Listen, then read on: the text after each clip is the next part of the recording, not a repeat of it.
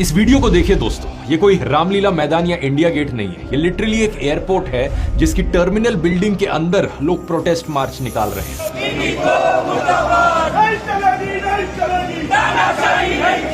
पिछले 3 दिनों से इंडिया के लगभग हर मेजर एयरपोर्ट पर अफरा तफरी मची हुई है। लोग चिल्ला रहे हैं, चीख रहे हैं।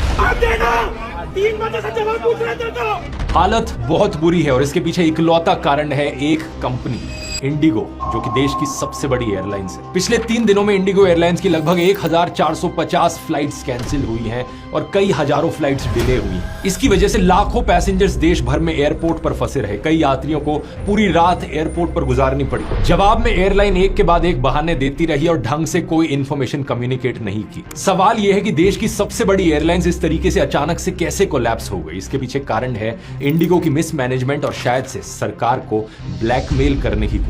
कुछ समय पहले की बात है दोस्तों, डीजीसीए ने नए flight duty time limitation rules बनाए जिससे पायलट्स और क्रू को प्रॉपर रेस्ट मिल सके और पैसेंजर्स की सेफ्टी बेटर हो सके। इन नए रूल्स के अनुसार पायलट्स और क्रू के लिए वीकली रेस्ट पीरियड 36 घंटे से बढ़ाकर 48 घंटे कर दिया गया और डेली वर्किंग आवर्स 8 घंटे किए गए। इसके अलावा नाइट लैंडिंग्स को 6 से घटाकर 2 कर दिया गया। इन रूल्स का मतलब है कि अब सेम नंबर ऑफ फ्लाइट्स को ऑपरेट करने के लिए एयरलाइंस को ज्यादा पायलट्स और क्रू मेंबर्स हायर करने पड़ेंगे। इन रूल्स को ओरिजिनली मार्च 2024 में इंप्लीमेंट किया जाना था, लेकिन तब इंडिगो और बाकी एयरलाइंस ने कहा नहीं, ये तो बहुत जल्दी है, प्लीज इसे डिले करो क्योंकि हमें थोड़ा समय चाहिए नए पायलट्स और क्रू मेंबर्स को हायर करने के लिए। लेकिन 18 महीने का टाइम दिए जाने के बाद भी इंडिगो ने ढंग से हायरिंग नहीं करी। एयरलाइंस पायलट एसोसिएशन के प्रेसिडेंट सैम थॉमस का कहना है कि जब भी रूल्स एयरलाइंस के फेवर में नहीं होते तो एयरलाइंस फ्लाइट डिले कर देती हैं या कैंसिल कर देती हैं ताकि सरकार पर रूल्स चेंज करने का प्रेशर बनाया जा सके। इसलिए कहा जा रहा है कि इस तरीके से फ्लाइट्स को कैंसिल करना यह कोई प्लानिंग फेलियर नहीं था, बल्कि एक कैलकुलेटेड स्ट्रैटेजी थी। जानबूझकर अफरा तफरी मचा दो एयरपोर्ट पर ताकि डीजीसीए मजबूर हो जाए इन रूल्स को वापस लेने पर। और एग्जैक्टली ऐसा ही हुआ दोस्तों। डीजीसीए ने 5 दिसंबर को अपने रूल का एक बड़ा इंपॉर्टेंट पॉइंट अब विड्रॉ कर लिया है। लीव्स को वीकली रेस्ट में काउंट करना अलाउ कर दिया है जो पहले नहीं होता था। इसके अलावा डीजीसीए ने 10 फरवरी तक इंडिगो को एक वन टाइम एग्जेम्पशन दे दी है पायलट के नाइट ड्यूटी रूल्स से। इस पूरे मुद्दे के पीछे दोस्तों एक रूट कॉज है एविएशन सेक्टर का इंडिया में